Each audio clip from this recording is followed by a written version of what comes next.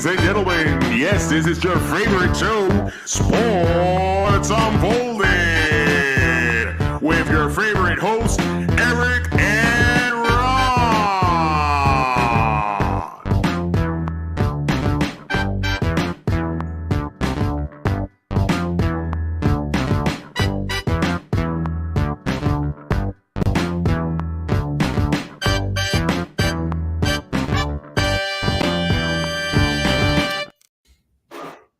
Hey, welcome to Sports Unfolded, the best sports podcast on the planet. We cover all of the weekly top sports stories. I am your host, Eric.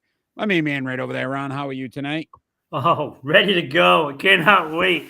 I hope James is on today. Oh, boy. Yes, James, I hope you're on. Kenny usually joins us live as well. As usual, Kenny, record-setting in the day. There he is. He is on. He is on tonight. So that is awesome. All right. We've got a lot to cover in the NFL. We're going to start off with our leadoff story tonight, and that's about the Dallas Cowboys and the Philadelphia Eagles. Ron, which team was the biggest surprise losing in the first round for you? Well, it has to be the Cowboys because we picked Tampa Bay to win that game against the Eagles. So, but it's really not that surprising that Dallas lost, to be honest with you. I mean, we talked about it all year long, Eric. We talked about it all year. We almost knew it was going to happen. But they should never have lost to Green Bay. They had no business losing to that team. Yeah, I think, realistically, I thought Philly surprised me more. And I'm going to tell you why is I really thought they would figure it out at some point. And I didn't think Tampa Bay was as good. So I was kind of surprised because you look at Philly in the Super Bowl last year, they were 10-1 to start the season. You start to look at it and say, okay, they've got to be a point in time where they figure this thing out and at least be able to beat some of these teams. And yet they looked so bad. And it was for about 7 weeks straight. Yeah. And you just kept saying, okay, it's going to happen. They're going to turn it around. They're going to turn it around. And they never did. Whereas Dallas, to your point though, were we really surprised? Yes, we picked them because we just thought that was the obvious. They should beat the Packers.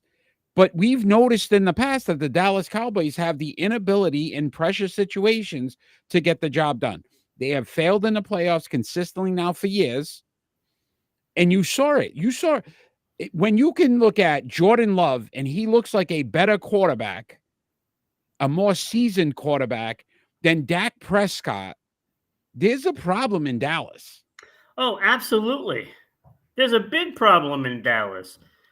And, and my guess is they're going to correct that big problem probably soon, I would think. Have they even fired him yet? He's already been signed for next. He's staying. That's already been decided. Mike McCarthy will be back next season for the Dallas Cowboys. See, to me, that's surprising. And I think it's inexcusable, to be honest with you. And James just said it. And the thing, right? It'll be the same next year, right? They're 12-5 to win the NFC East, and it'll be the same because they made no changes. The problem is Mike McCarthy comes in and he sits there and says, they've built a championship team, just not a championship winning team. And listen, to me, you got to win in the playoffs. Yeah. Regular season does not matter. Peyton Manning was always criticized for being that quarterback that was a great regular season quarterback and couldn't win the big game. Now, what's the status in Philadelphia's head coach position? They were meeting. Happening? They were meeting today, so I'm sure something may come up after today's meeting if they decide to continue to go forward with Sirianni. And again, it's another situation where you look at it. He's basically brought the Philadelphia Eagles back to relevancy. And who knows, though, right? Sirianni could be out. And we keep talking about this Belichick thing, but there's a lot of talk now. That's the problem with it all, because now you got all these teams, they're kind of hesitating and balking, and they don't know what to do. but that big name is sitting out there right now, and somebody's going to pounce on it. And Yeah. frankly, I cannot believe neither one of those teams have already made an offer to him. I was shocked with the Dallas Cowboys situation. I'll be honest with you. When they said McCarthy's coming back, I really don't understand it. And then I looked at this. Like now you look at who's that coordinator now? I just drew a blank. But he's going to be gone. Their defensive coordinator. Now they're saying he may be stuck there because of the performance that they had in the playoffs. Right? So that whole situation in Dallas has turned ugly. And instead of saying, hey, we're going to change it, we're just putting lipstick on the pig. We're going to just try to make it look better than it actually is. Right. And again, Eric, I keep stressing the fact that Belichick is out there, and it would be wise for a team to sign on to him that needs a coach. Because, look, we all know what happened here in New England, and, he did build a championship team, and he won Super Bowls. The man can still coach. He needs a quarterback. And this is why I stress that looks like Chargers are the team to go after. That team looks prime to get a coach in there. And with those offensive pieces there, I don't doubt that he can make that team a contender. Kenny, thanks for joining. And James just said, I 100% agree with you, James. This is all Jerry Jones. What is the highest dollar revenue team in the NFL? The Dallas Cowboys. Does it matter if they win a Super Bowl? They haven't won since 1996. 96. You are supposed to be the face of the NFL, America's team. We've heard it all, right? I'm just being honest. That's what people say. No, and that's what's funny about it. Yeah, and you sit back and and what you're saying is, does it really matter if we win? Because ultimately, we're still going to get our money. Ultimately, we're still going to be in a position where we are going to be the top dogs in the NFL, regardless of the situation. So instead of changing it, let's just keep it the same and run it back. And how do you even benefit from that? That blows my mind. I am not saying that Dak Prescott isn't a good quarterback, but I think Dak Prescott needed a Bill Belichick to maybe make him understand during pressure situations, this is what I need you to do, period. Yeah. And that's it. Tom Brady at the beginning of his career wasn't Tom Brady. He was a game manager. Bill Belichick said, listen, all you do is at least 3 weeks. Yeah. Smarty, but don't lose the game, right? Don't make those throws in a tight window. Don't, you know what I mean? Try to run out of the pocket when you know nothing's there. Throw the ball away and live to play another down. Dak Prescott doesn't get that information from Mike McCarthy. No. And Mike McCarthy single-handedly is going to ruin the Dallas Cowboys because they'll win 12 games. James is 100% right. But then you still have the one piece that you need to win the big game not getting coached up the way he needs to. Right. And it's been that way, right? I mean, we saw it last year, and we've seen it even worse this year. Like, they were a mess in the playoffs. And this is a team that psychologically will not succeed with McCarthy there. Absolutely not. It's only going to get worse next year. And I heard it on another show. If you think about what Mike McCarthy had, he had Brett Favre. That's his Super Bowl, right? Brett Favre, and then he had Aaron Rodgers, and now he has Dak Prescott. He's been to one Super Bowl. How good of a coach is he when you have 3 good quarterbacks? I'm not going to put Dak in the same as Brett in Aaron Rodgers, but good quarterbacks. Yeah, and Quinn, listen, I don't know if Quinn gets a job, James. Based off of that, first of all, the Dallas Cowboys were the most dominant team in the NFL at home this season. And even carried into last season. I think they said they won like 12 straight or 16 straight. It was something ridiculous. Straight at home. You were down at one point, 48-16. How do you give up 48 points on defense to the Green Bay Packers? I don't know if he gets a job now. And that Atlanta thing will always hang over his head. I don't care what people say. You're in the Super Bowl and you're winning 28-3 and you lose that game. You don't think people are going to question that. Yeah, And then you no. lose 48. I'm not counting the other 16 points. You lose 48-16. And you think people are going to give him a head coaching job at this point? No. Especially where you have what? 6 teams looking, right? I think 6 still teams seven. are looking for a Seven coach teams. right now. 7 teams still looking. 7. So you know one of them's going to be Belichick. You know one of them's going to be Vrabel. One's going to Okay. be Harbaugh. One's going to be Harbaugh. That's a possibility, right? One could be Pete Carroll. So you're now trying to fill 3 spots with coordinators and stuff. But don't forget, San Francisco is still out there. Baltimore could get plucked. You know, you got some teams that could get plucked here. And Kansas City is still in this, and they don't even have the squad that they used to. There's a big rumor out there about Kansas City that Andy Reid may retire. It's a possibility. It keeps coming up. And I think that may be another situation where Belichick is waiting to see what happens with Kansas City. Could you imagine?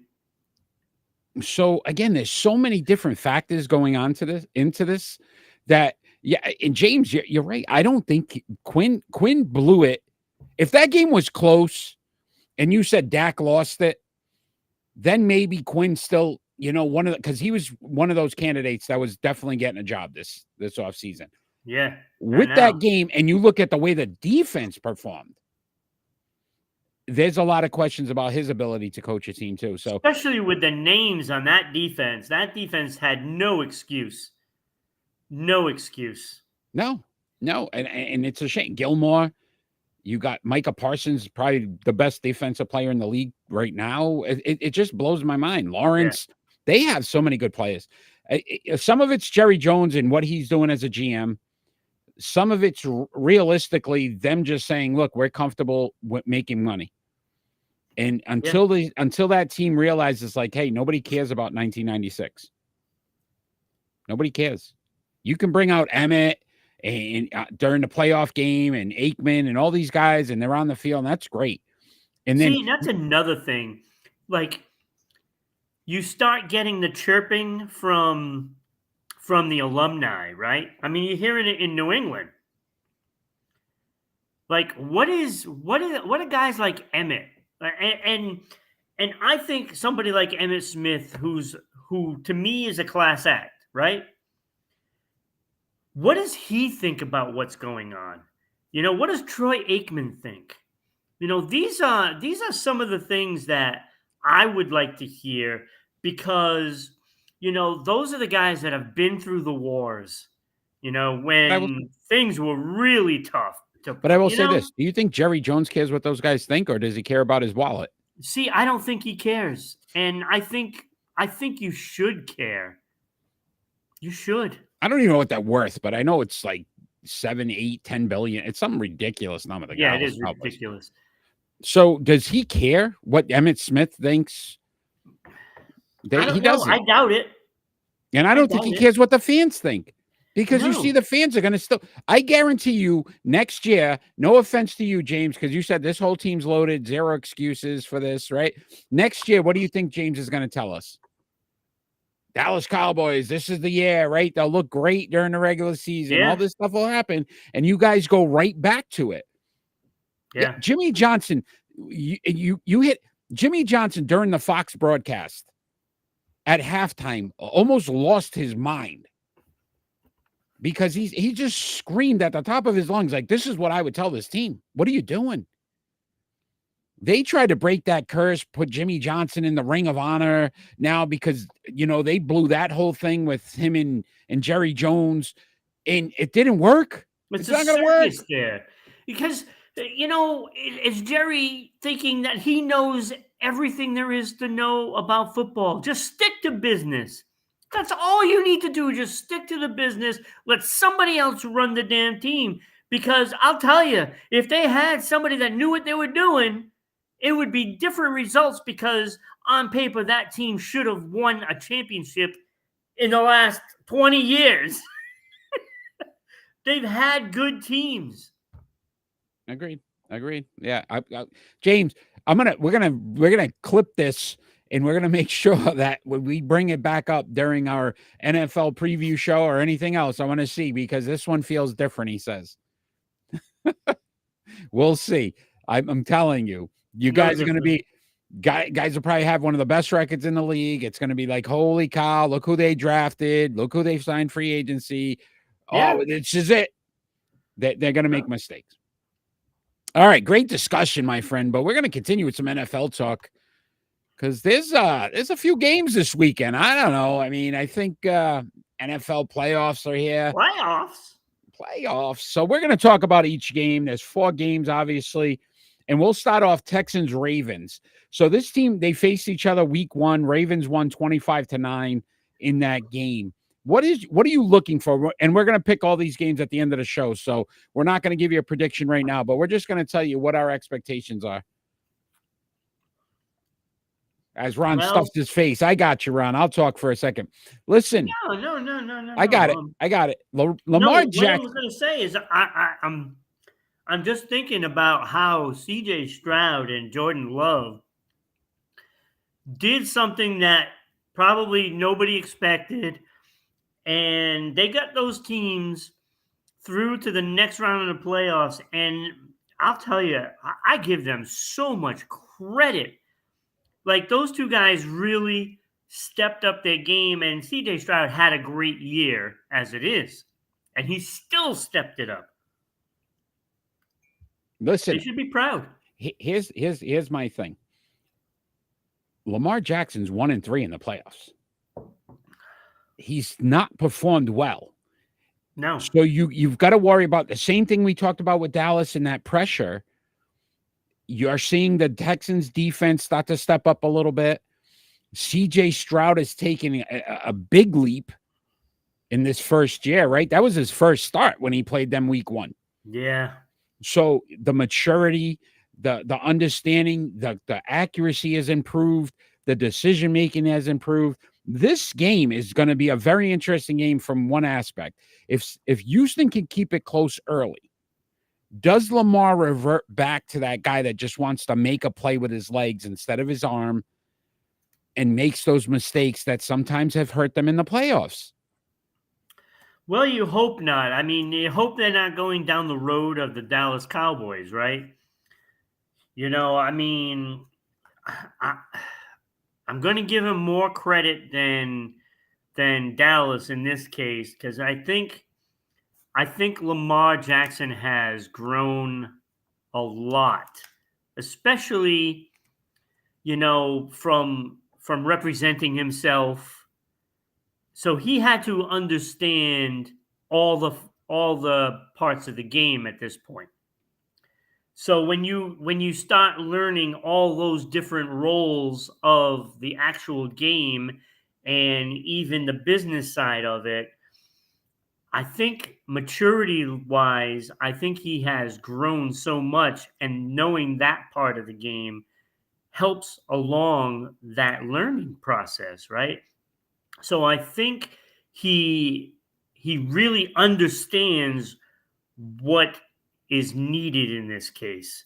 And I think, you know, that growth, I think he's going to be fine. I think he's got a team that is more complete than what he's had in the previous years. It's one of the best defenses in the league. Yeah. I think from a receiver, they're saying Mark Andrews may come back for this game. That'd be a big piece to have back. James saying the spread 9.5. They're not even giving Texans a shot in that. And for a playoff game, that's pretty crazy. It is in Baltimore though, so that may be a factor as well. Yeah. But that's going to be a fun game. Houston's going to surprise them. You know, I don't think they're going to lose by that much. Yeah, I don't either. What about the Packers 49ers game? So that's also Saturday. These teams did not face each other during the regular season. Look, it's 11:59. Cinderella needs to get back home. I don't think this is going to be close. See, I don't. What I saw from Jordan Love was Aaron Rodgers. Like I saw the kid, he's making plays like he's throwing off his back foot. And I don't doubt that. Don't forget, I don't doubt that San Francisco also is under pressure too to win, because right now they look like the front runners to get there. And what does Green Bay really have to lose? They had nothing to lose going into Dallas. No, they didn't. But see, this is the thing, Eric. It's like college basketball, right? You get that Cinderella team, they do well in that game, and then they come out and they lay a 16 big beating egg. a 1 seed.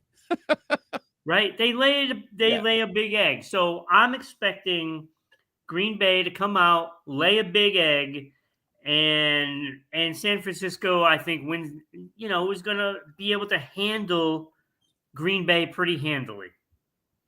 Yeah, the one area I will say is Green Bay's defense is key. Yeah. Can they slow down the San Francisco offense? Yeah, I mean, when you get that many different kinds of weapons, between tight end, running back, and a dynamic receiver, that's where I question it. But again, if Green Bay can put up a 48 spot again, that changes the whole dynamic. You never know. Come on. I'm just saying, we've seen crazier things. This isn't the UMC. Golden Retriever. Hey, there he is. We bring him back up. 16 seed beating a 1. It's happened twice now. What about this game? To me, is getting no excitement around it, no publicity. Nobody's talking about it. Buccaneers at the Lions. They faced each other week 6. Lions won that game 20-6. Yeah, and the Lions should be able to handle Tampa Bay, right? I mean, you would think, but Tampa Bay's got a good defense, right? And they got one guy right now that has somehow turned on the magic, and that's the Baker man. The Baker man is delivering right now. Yeah, and you know what? Detroit didn't win handily over the Rams. It was a close game, and there was some questionable calls. I know, crazy to think about the refs in this. 2.5 though to cover. 2.5. Yeah, 2.5. I think they win by a field goal. This is a toss-up, right? This is a toss-up, and I think offensively Detroit's better. Defensively, Tampa Bay's better. Which side wins? That's going to be the key in this game. But to me, listen, think about this right now, Ron. As we sit here, next Friday, we'll be talking possibly about the Detroit Lions in the NFC Championship game. Or crazy? Baker Mayfield in the NFC Championship. One way or the other, there's going to be a story coming out of this that we're going to be like, holy cow. Holy cow. I cannot believe it. If you would have told me Baker Mayfield's in the NFC Championship game, I would say you're absolutely nuts. If you would have told me the Detroit Lions were, I'd say you're crazy. We expected Kansas City to be in there, right? We expected Buffalo to be there. Yes. We expected San Francisco to be there. Yes. That might be it. I don't think anybody realized how good Baltimore would have been. Yeah, but we're kind of questioning it. Yeah. It was one of those things, could go either way, but Cincinnati should have been there. With the injuries and what happened, Cincinnati, right? So then kind of Baltimore, not that Baltimore didn't have a great season, but I think it would have been more interesting if Cincinnati was healthy. And even the Chargers were thought of to be a contender, right? No, get a coach, Bill Belichick. I don't even know, why am I, of all people, telling them to grab Bill, right? Like, you wouldn't think that would have been the first, like, holy cow, Bill. I didn't even hear he interviewed. He's interviewed in Atlanta. I haven't even heard he's interviewed in LA yet. Yeah, I don't know what these teams are waiting for. Yeah, Brown, you're right. Look. You give Bill Belichick a quarterback, and he can make things happen. Period. Give him a quarterback. Yes. Chiefs, Bills. That's probably the best game, right? But I think this will be the biggest disappointing game because we're expecting it to be this great game. Right. And you got Josh Allen, Mahomes 3. It's like the rematch in the boxing. How many times Tyson Holyfield, and it sucked every time. Right. Right? So, Minus I 3, the mean, Bills. That's it. Wow. we're looking at it, and it should be great. You know, it's what you want to see. And I don't think either of these teams performed how they wanted to from the beginning of the season. Yeah, and this is they faced each other week 13. It was a 20-17 Buffalo win.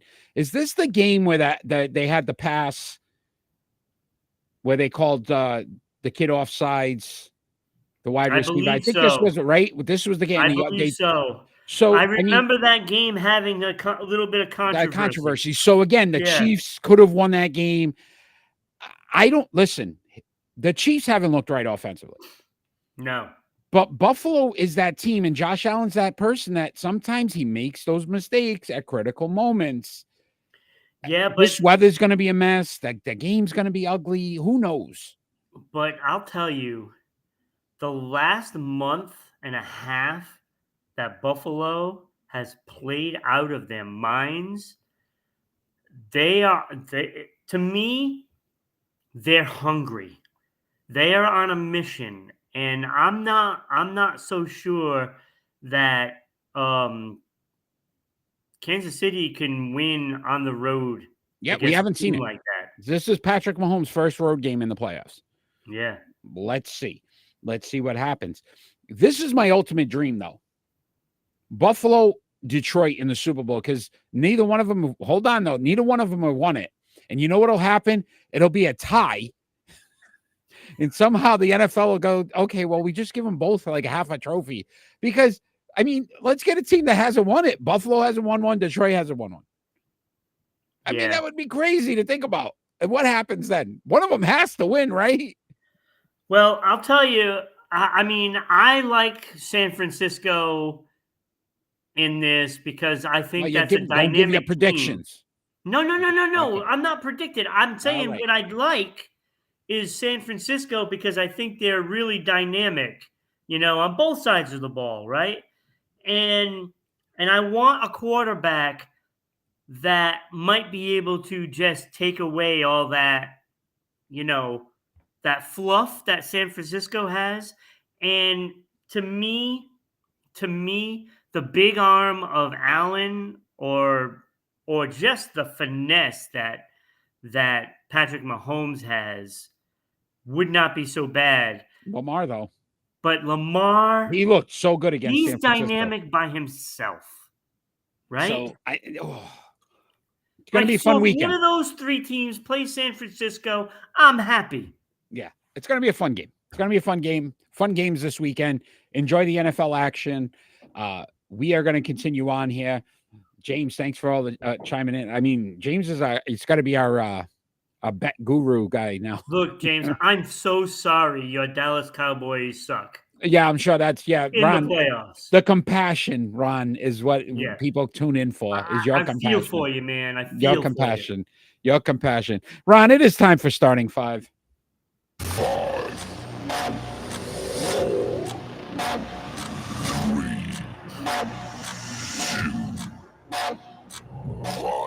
So we are ranking our starting five, or picking our starting five from Super Bowl MVPs. Each one of these individuals that we have to decide had to have won a Super Bowl MVP. This was there so were hard. A lot of great ones. First ever, Bart Starr, 1967. He was a back-to-back MVP, by the way. Ron, you are first this week. Yeah, and I'm going to say right off the top, Eric. I looked at the stiffness. I looked at all the stats, right? Yeah, but I took the stats out of it. You had to, though, because some of these guys back in the day, I know, don't throw the ball as much, or they're never going to compete with that. I know, but some of them only had like 50% completed passes for their careers, and I was like, wait a minute, really? So that kind of scared me away from them. Mine, I looked more at All-Pro. How many, were you an All-Pro? Even in your era, that made a big difference to me. Super Bowl MVPs, but this is what I did. I took all those accolades, right? So I did the Pro Bowls, the All Pro, the Super Bowls, the MVPs, and the Super Bowl MVPs. Yeah. I added them all together. Okay. I kind of did something similar. So we might be a little in line here. All right. So your honorable mentions. All right. So my honorable mentions are Emmitt Smith. I had Emmitt Smith as my honorable. Terry James, Bradshaw. that's when the Dallas Cowboys used to win the Super Bowls. That's what that thing means. Emmett Super Bowl. He's Super one Bowl of my MVPs. favorite players of all time, believe it or not. Well, we got to explain. Never rank him very high, but we got to rank. We got to explain that to. Yeah. All right. So Emmitt Smith. Oh, hey, this is a family show, James. Wow. Woo. I was just trying to be, honorable mention Emmitt Smith. Yes, Emmitt Smith. Go ahead. Look, I mean, he is. I'm sorry. Emmitt Smith. Okay, Terry Bradshaw. Just because of the 4 Super Bowls. Yeah, his numbers weren't that great. Mine. Yeah, I didn't put Bradshaw on mine. Yeah, I put him on there just for the 4 Super Bowls. Yeah, I got you. It was like an honorable mention. Honorable. Patrick Tom Brady Mahomes made my honorable mention. I thought about it. I just didn't think there was enough body of work. But he's got enough body. He's got 2 Super Bowl MVPs. Yeah. 2 Super Bowl wins. Tom Brady. Yeah. Steve Young, my honorable mentions. Yep. Yeah. And Aaron Rodgers on my honorable mention. I was going to do it too, but I just can't stand the man, so I did. That was more a personal thing on my part. I really can't. I'm not an. So those are my honorable mentions. There was a look. Right, I got a few Super others. Bowl MVPs. I'm going to throw a couple more at you. I had Randy White. Oh, absolutely. 7-time All-Pro, 111 sacks in his career. Great Dallas Cowboy. Troy Aikman, the 3 Super Bowls, 94 and 71. About it, yeah. John Elway, honorable mention for me. I'm a huge John Elway fan, and I looked at his numbers, and I'm like, that's not good enough. Well, 148 and 82 for me. I mean, that was a pretty good record. So almost 60 games over 500. I thought that was pretty impressive. Roger Staubach, I had on my honorable mention as well. Yes, 85 and 29 in his career. That's pretty good. I mean, he got bumped for Terry Bradshaw, unfortunately. And this one hurt me, and this one I struggled with. Len Dawson. Yes. I didn't put him in it. 94, 57, and 8 in his career. 2 All-Pros, 1 Super Bowl championship, 3 AFL championships. Yes. Yep. So those were our honorable mentions. Aikman, you agree with? I do. Listen, Aikman, for as good as you think about the talent around him. I agree with all the ones you said, Eric. Best offensive lineman. MVPs in the Super Bowl. Yeah, so you did something right in the biggest moment. But all right, so I'm dying to see. Where do you got at 5? Number 5, I have Ray Lewis. Oh, come on. And I know you probably have him at number 2. Oof. But I put him at number 5, Eric.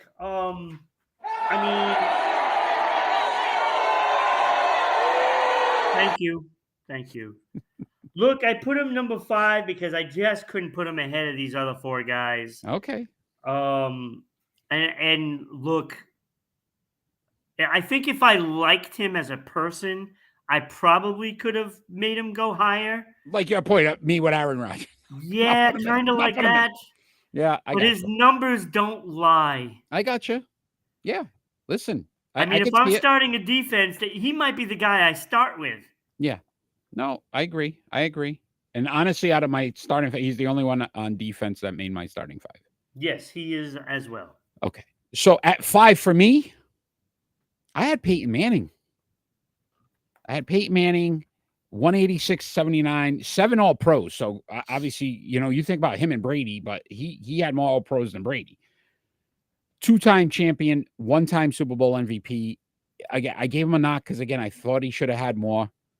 But if I was really debating, there's a bunch of quarterbacks. He would be in that conversation as a possible starting quarterback for me, Peyton Manning, just because of his intelligence.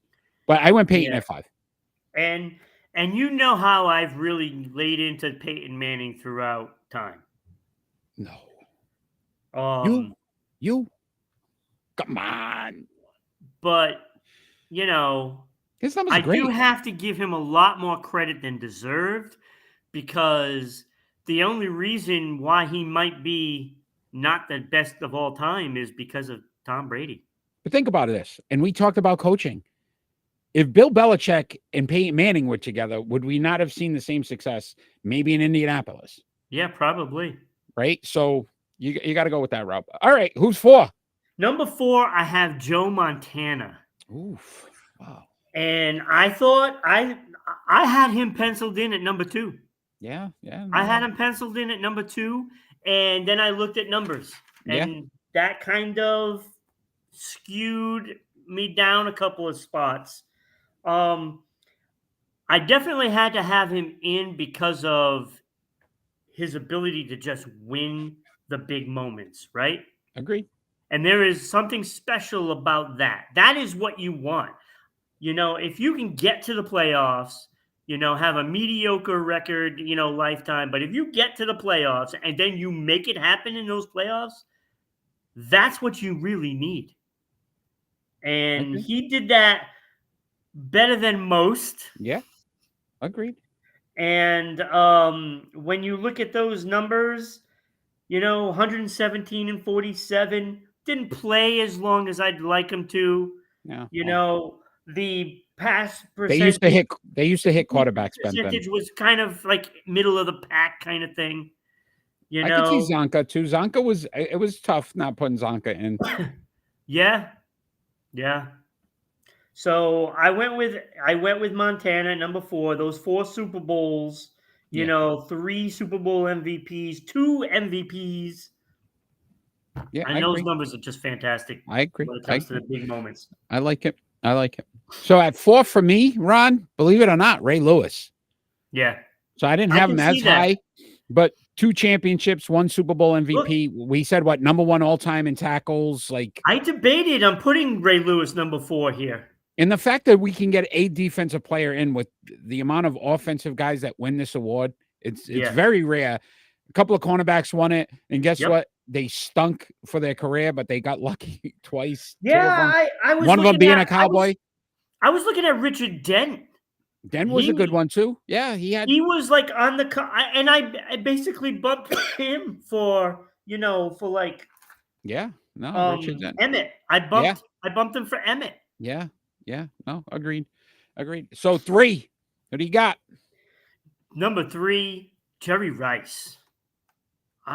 Look, Chuck there's- Howley. Very good, James. I mean, Jerry Rice to me is one of the best football players of all time. I mean, he doesn't drop balls. Yeah. You know, when you need a play, he's not dropping a ball. All-time receptions leader, I mean, right? he's just so dynamic. I mean, everything about him, the hands, the route running, just the knowledge of the game, everything was, you know, an A in my book. And the numbers just didn't lie. And when I looked at those numbers for him, you know, 13 Pro Bowls, 10 All-Pro, 3 Super Bowl wins, a Super Bowl MVP, and an MVP. Mhm. I had to get him in there. I had to put him in there. Yeah. Had to. See, I went Montana at 3. Yeah. I went Joe Montana at 3, and for all those reasons you talked about, I love 3-time Super Bowl MVP. So in the biggest moments, right, he stepped up. Yep. 4-time champion. So I went Montana at 3. Yeah. No, that was good. And so I who's went, at 2? What? I'm dying to find out who's I at went 2. Peyton Manning at number 2. So we had the same 5 guys, I'm sure. One I didn't even have to look up. Okay, I get you. I got you. And James not going to be happy about it, but no, this is why I started rethinking about Peyton Manning. And if not for Tom Brady, Peyton Manning probably would be the GOAT. it's fair to say. Because if Brady wasn't there, Manning probably would have won 5-6 championships. Because Brady stood in the way every single season. And when I look at his numbers, those are some great numbers.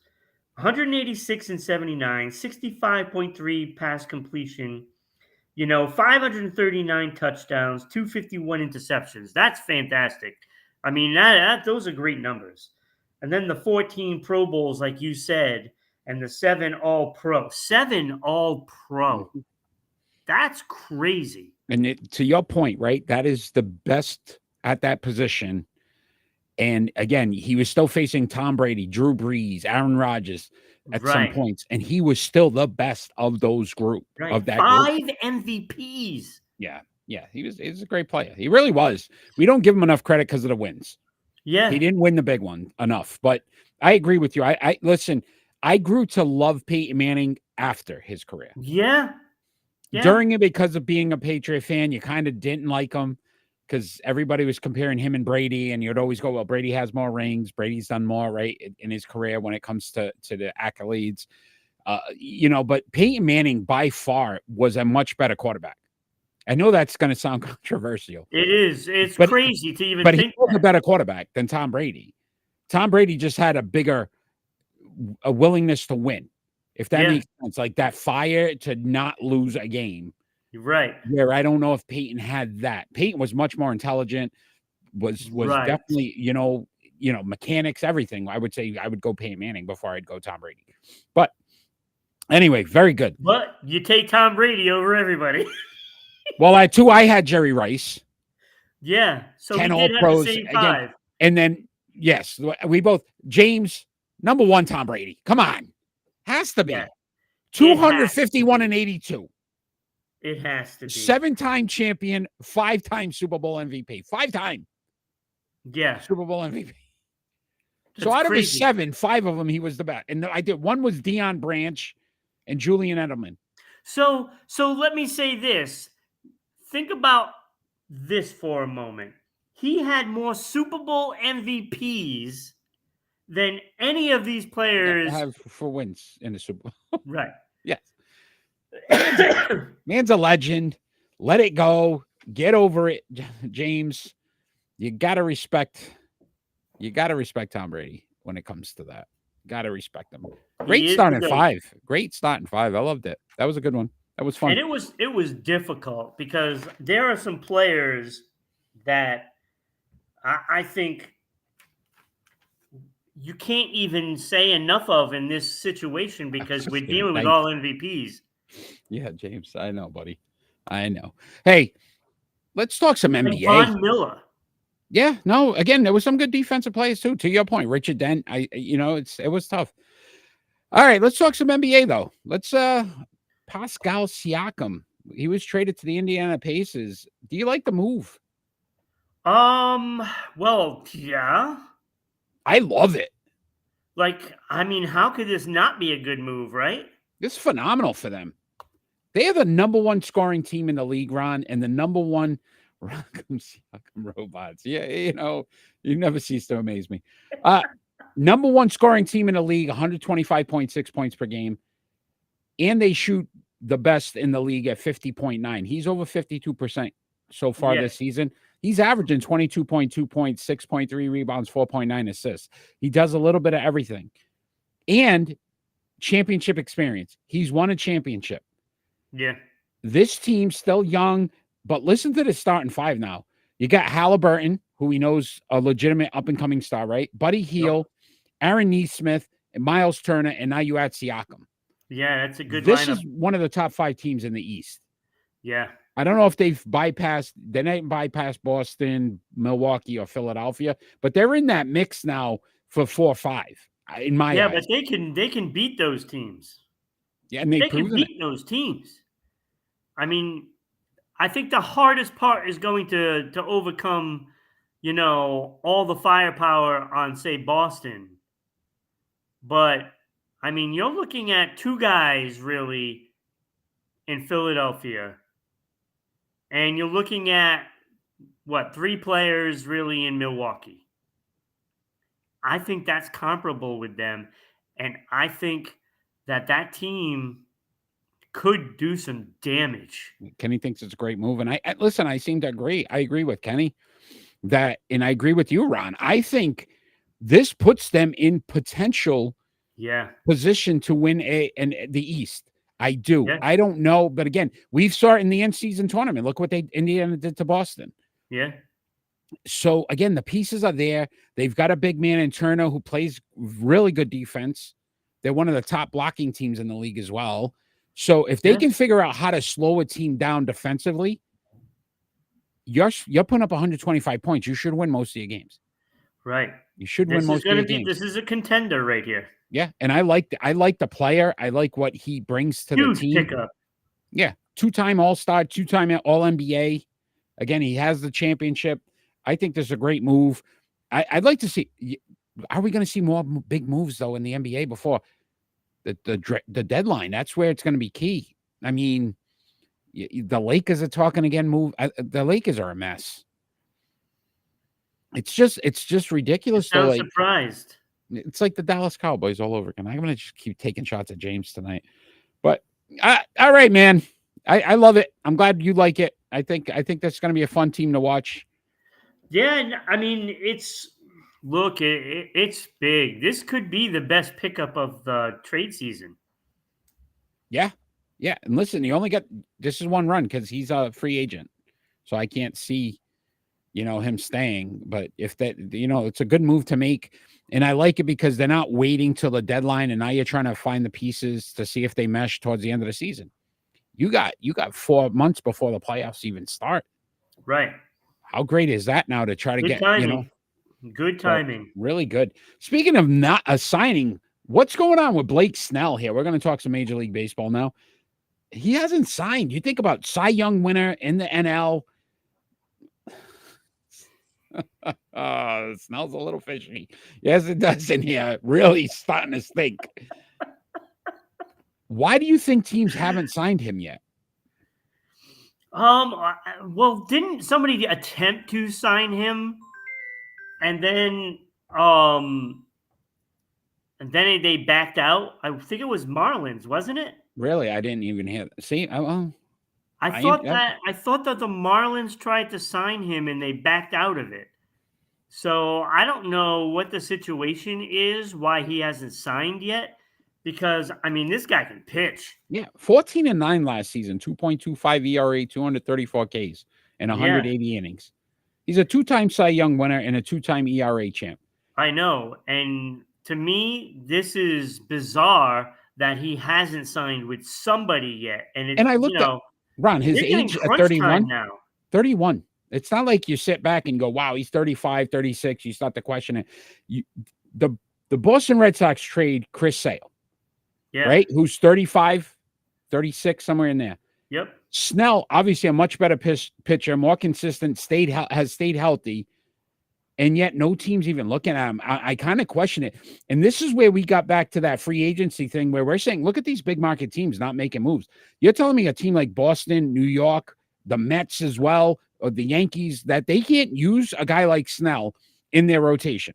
Like, I cannot believe that, well, I can't believe, first of all, that the Red Sox are going to go into the season with Brian Bello as their number one pitcher, which is appalling. It's going to be a long year for Boston fans. Smells a little fishy to me. You know that. So, but I don't know why. Is there a character problem? There's got to be something, or he's waiting for the right situation. I heard Anaheim as a possibility, but why would you want to go there? To me, you want to go to somebody that is at least a contender. So I don't know. And then Hader just signed. Josh Hader signed with the Astros. Yeah. That's a good move for the Astros, but you think about it. So you're starting to see some of these bigger names start to go now. Maybe there was just a market. They're trying to see what financially. Yeah, for relievers, we're still waiting for Robertson and Ottavino and some other guys. And as far as starters, besides Snell, you got Kershaw, Urias, Ryu, Montgomery, Greinke. I mean, there's some names out there. Yeah, you can make a nice little rotation out of those guys that are available. Yeah, I'm surprised. I'm really surprised. Really surprised. We'll have to see. I'm surprised Boston and New York, neither one has really done much in the offseason. Yeah, Breslow said he was going to be making all kinds of moves. Yep. Oh, they're going full throttle. Yeah, he moved all right. Full throttle, my friend. All right, my friend. It is time for Split Decision.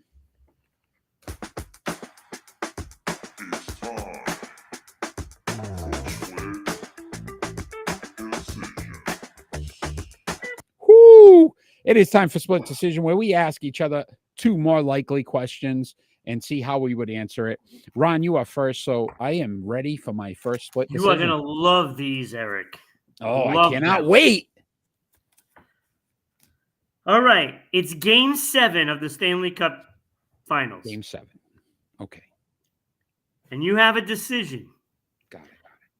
You can either play in net Henrik Lundqvist, 459 career wins, 2006 Olympic gold, 2012 Vezina Trophy winner, has never won a Stanley Cup. Okay. Or you can start Ryan Miller, 391 wins, which is the all-time leader for U.S.-born players.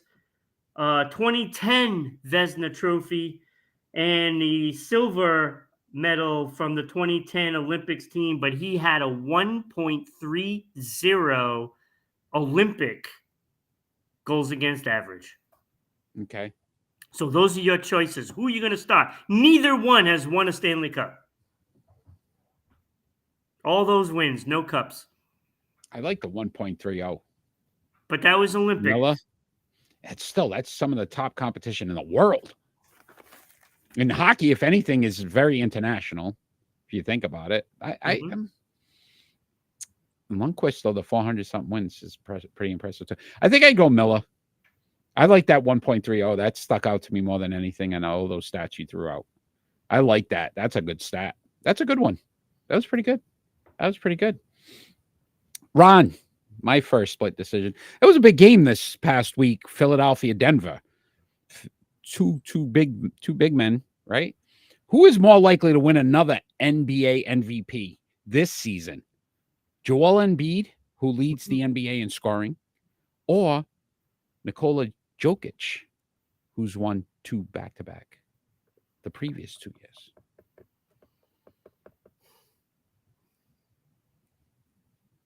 That's a good one. Joel Embiid won it last year. Jokic won it the last 2 years before that. I think that I'm going to go with Joker. Really? Yeah. Okay. Even though Joel beat him. Embiid beat him.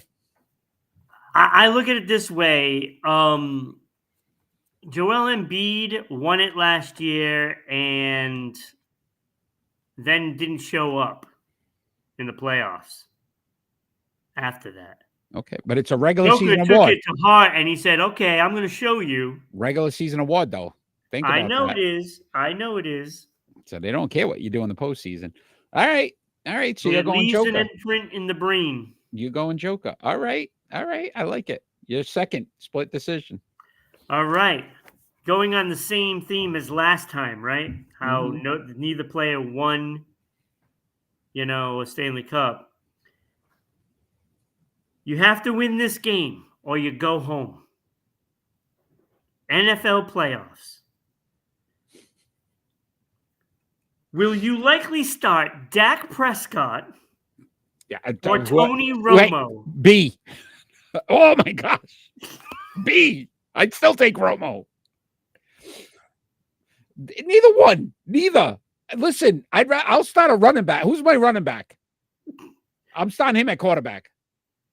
If I got to win a game, I don't care. I'm not taking either one of them. So Dak or Tony Romo? Oh, my goodness.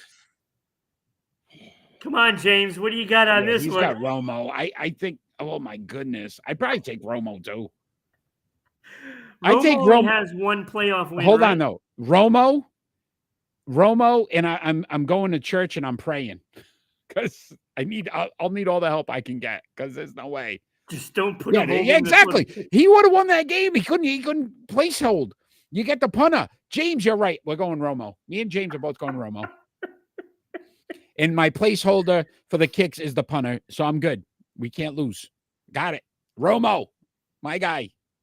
You'll like those, though, right? I don't like either. No winners, right? Oh, all right, Ron. Well, I'm going on that theme, too. No winners. Which team is more likely to win their first Super Bowl? The Buffalo Bills, the Houston Texans, or the Detroit Lions, who are all still alive? Buffalo Bills. You're still going Buffalo. Still going Buffalo. Okay. Got to get by the Chiefs and Yep. possibly the Ravens. Yeah, I just don't think Detroit can get through San San Francisco. Francisco. And I don't Easier think, path, though. They're one team versus two teams. You got to beat the Chiefs and then the Ravens. yeah. Whereas all you got to do is beat the Niners. Yeah, I think there's a better chance of Buffalo beating both of those than Okay. the Wow. Lions beating San Francisco. That's just how I. Lions can get through the Packers. Yeah. He's got the Packers beating the Niners. That's why I say. Whew. All right. That was split decision. That's fun. I love that. I love that segment. I think one of the better ones we've added in recent times. We're going to talk some NHL, though. Ron, if you ran the Tampa Bay Lightning, not Lightnings, the Tampa Bay Lightning. Is there more than one Lightning? It's Lightningins. Would you trade Steven Stamkos? So there's been rumors that, people have discussed him possibly. He's on the last year of his deal and on his contract. But general manager Julian Brisebois stated Brisebois put it to bed. He said, put it to bed, will not be traded by the March 8th deadline. Is that the right move? No, it's not. And after you sent me the details of the show, I was like, let me do some research. And I looked up a lot of numbers on the Tampa Bay Lightning. First of all, the most glaring number is that minus 18 that Stamkos has. This season, yes. Only Nick Paul is worse at minus 19 on this team. Is he cousin of RuPaul? You look at those. No, cousin of RuPaul? No. Okay. No Just cousin. make it. Okay. No, definitely not. Okay. Go ahead. When you look at the top two lines for that team, every single player is a minus. So there is a definite problem 5-on-5 with this club, and they need to get some youth into this team. I think they're getting too slow. They're getting too old, and it is showing up because they can't sustain anything at this point. Yeah. And they're in danger of not even making the playoffs, even though their record is still there. Yeah, they're fifth in the division. Yeah, and they're 8th overall in the East. Right. And that's where I was going to go. It can go either way. Yeah, but you start to look at, like, if they were dominating or they were having a season where you sit back and go, okay, it makes sense. They one last run. You're going to struggle to get in the playoffs. The Capitals are 1 point behind you to take over the 8th in the East. Yeah. You said the numbers there for Stamkos not as good as they've been in the past, and he's only a plus 49 per game. It's just 5-on-5. He's been horrible. And then you look at it. Look, you dump $8.5 million off your cap or whatever's left of it for this season, right? Maybe get yourself a younger player that you can start to build, because this is where and this is what blew my mind, Ron. We talked about New England Patriots back in the day. Yeah. With all the talent they had, right? Obviously, they had that one, and they got Vasilevsky, right? Vasilevsky, yeah. I always screw that name up. But, right, in goalie. So you still got one of the best goalies in the NHL. And you can still build around him. New England had Tom Brady. You built around him. They always got rid of a guy right before. And you get this other talent in. And I feel like Tampa Bay is one of those teams that needs to do this, because you're starting to run into a point where your guys are getting older. He's 34 years old. How much more is left in the tank where he's going to help you get back to a cup? Get a younger guy and make that move. The fact that they shut it down already, how many teams are even going to approach him or talk to him now about it if you're saying, look, he's off the table? Yeah, they're gonna have to initiate the conversation, and then right there already, you're looking at teams that are just going to be hesitant and not going to make a real offer. So you're not going to get your value for them, even if you did try to trade him. Listen, over 1,000 points in his career, great Lightning player. Like you said, at some point, it's sometimes time. Who thought Tom Brady would be a Tampa Bay Buccaneer? Yeah, it happens. I mean, It you can happens. trade him to the Boston Bruins. I mean, I wouldn't mind. Ah, yeah, there we go. Okay. Did you hear the little rumor about Bergeron possibly coming back? Okay, just letting you know. Could happen. Could happen. All right, my friend. It is time for pick and roll. It's time for Pick and Roll. Episode 3, Love Conquers All, Cowboys. We are obviously all our pick and rolls. We try to, stay along the We lines didn't of. talk about that title enough. Nah, James. I think Love conquers all. Cowboys. all these pitchers have won 3 Cy Young awards in their career. That would be Clayton Kershaw, Pedro Martinez, Sandy Koufax, Jim Palmer, Tom Seaver, Max Scherzer, and Justin Verlander. We're going to rank them from 7 to 1. Ron, you are first. Your pick and roll. This was another difficult one. I changed it probably like 20 times on how I was going to approach this.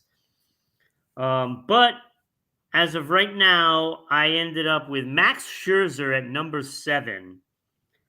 And I did similar thing as I did with the what? James loves Sonny Koufax. So, that might be one of the strippers that when he goes to the, come on, James. A lot of family. This is a family-oriented show today, and you've just taken it to another level. Sonny Koufax. All right. Go ahead, Max Scherzer. All right, so Max Scherzer. So what I did is basically added up all the accolades again, and then I still wasn't satisfied. So then I altered it throughout, and it's a jumbled mess, basically, my paper. So Max Scherzer, I have number 7, 214 wins, 108 losses, 3.15 ERA. 3 Cy Young awards, as you know, 8 All-Stars, 2 World Series, but there was nothing else there.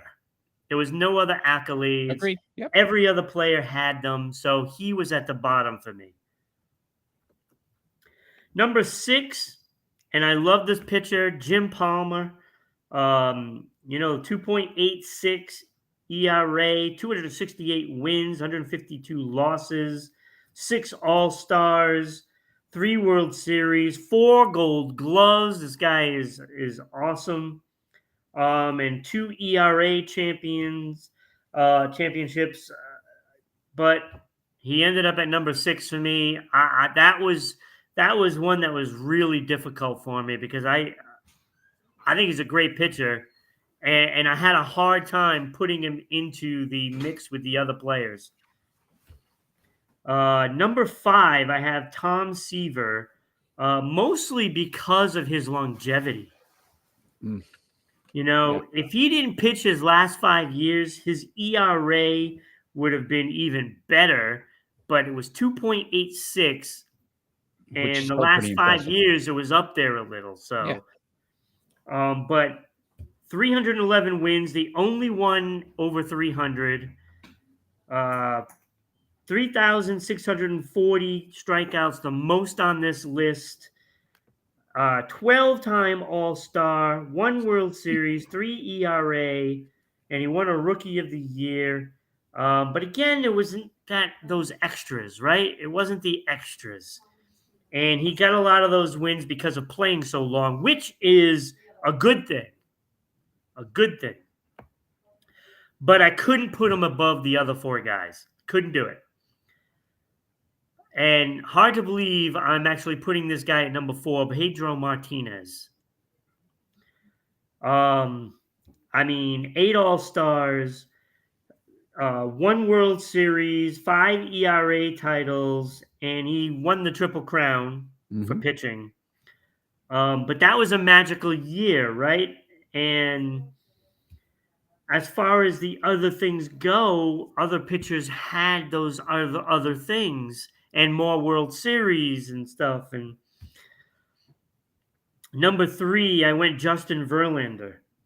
I know the ERA is up there a little bit, the highest, I believe, on the list. Yes.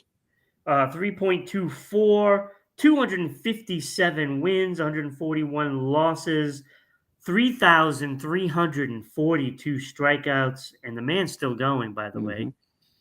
3 Cy Youngs like everybody else, 1 MVP. That is what Pedro didn't have that I put Verlander ahead of him for. Yeah. Okay. 9 All-Stars, only 1 more than Pedro. He won 2 World Series, 1 more than Pedro. Even though Pedro won 5 ERAs, he won 2. But that MVP trumped. It trumped.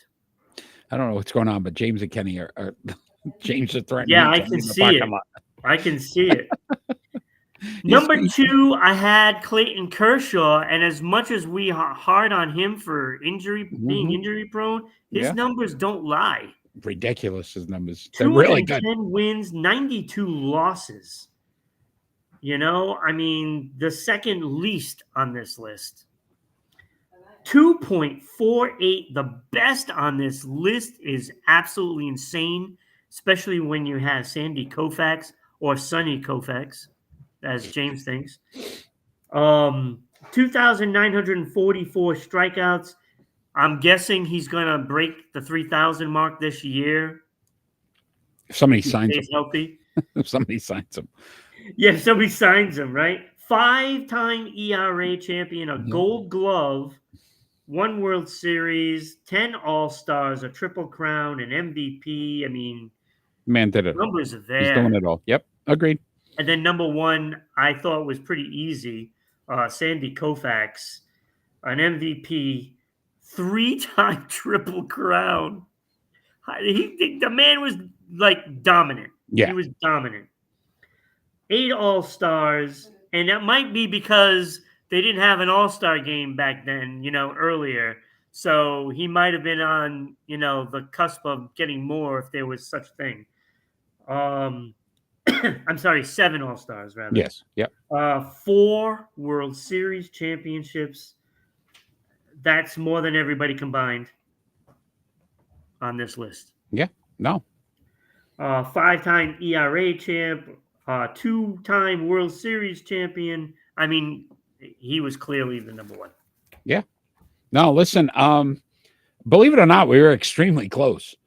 So I had Scherzer at 7. Agree with you there. I went Seaver at 6. Yeah. And Palmer at 5 because of the 2 extra championships. I almost flip-flopped because their numbers are very close. I mean, granted, Tom Seaver more strikeouts, like you said, longevity. The 2 championships outweighed for me in that, and the 4 Gold Gloves.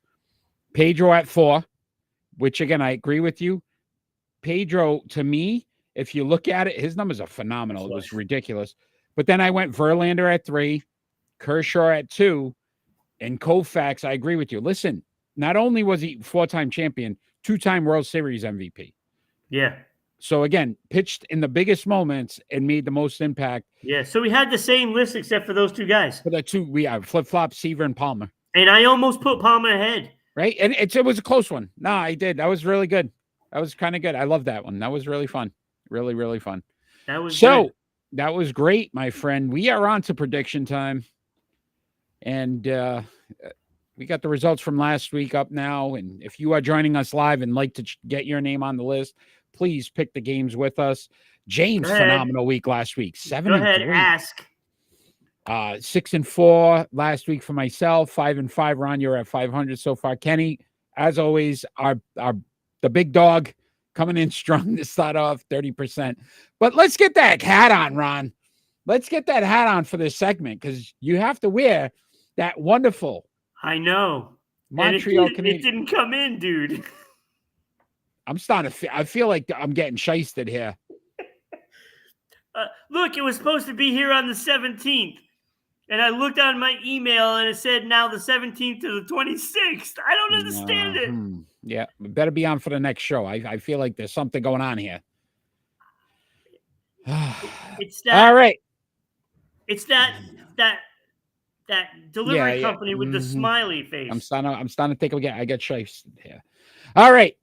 So Wait, you are. Hold on. It may have. Did you get a package in? No. It may have arrived. Oh. All right. So you are first this week. Everybody who's live, please let us know who you pick as well. Get your name on the chart. January 20th, you got the Oklahoma City Thunder at the Minnesota Timberwolves. Oh, I'm going to go Minnesota here. Looks like it's going to be a good game, though. Yeah, OKC is surprisingly good. They're having a very good year. Very good year. I went Minnesota as well. Listen, the second best record in the NBA at home. Kenny, of course, going the Oppo. Kenny, you didn't see how that worked last week for you, but I got you, buddy.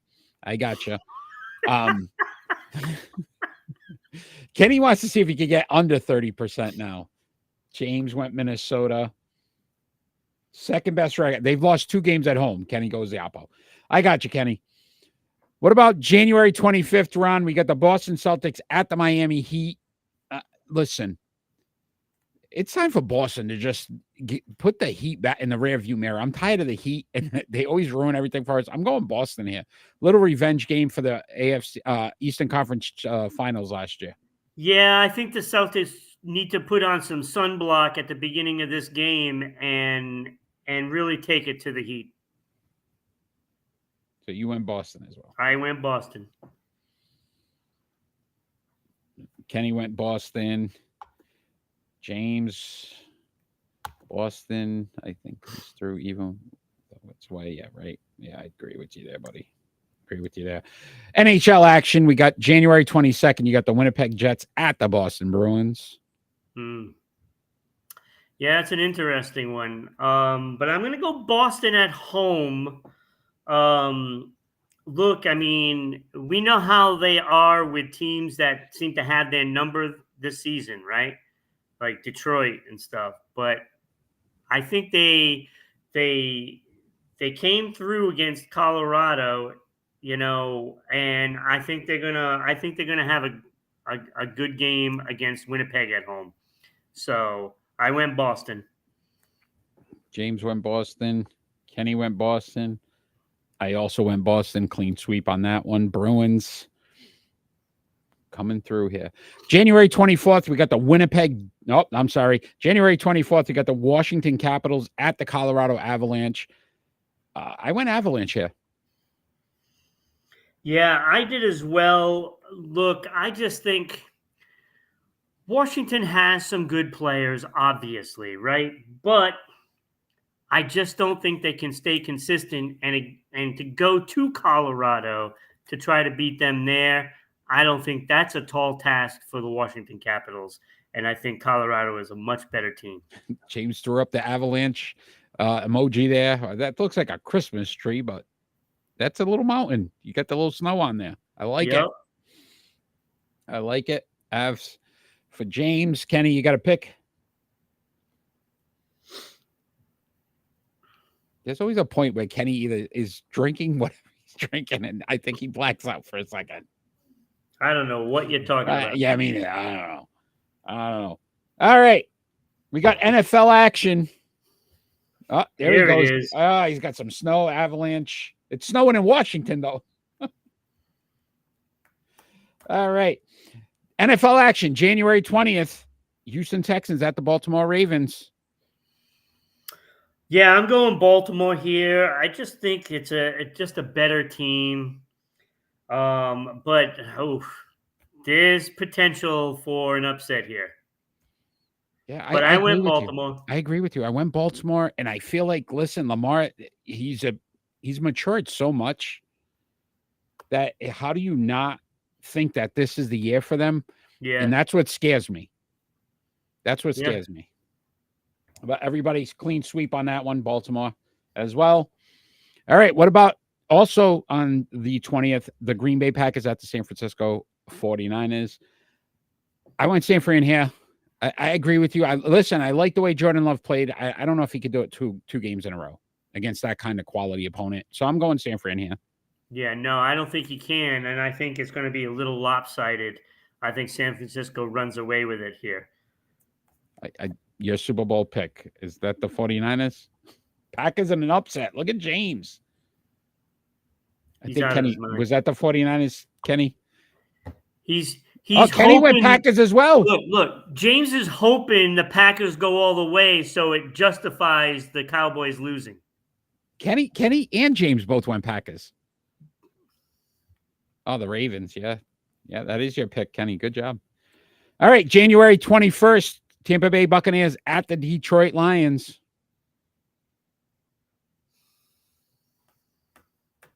I got to go Detroit here. I want Tampa Bay so bad to win this game. Wow. Just to shut the critics up.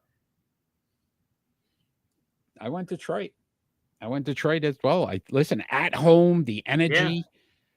James with the little lion there.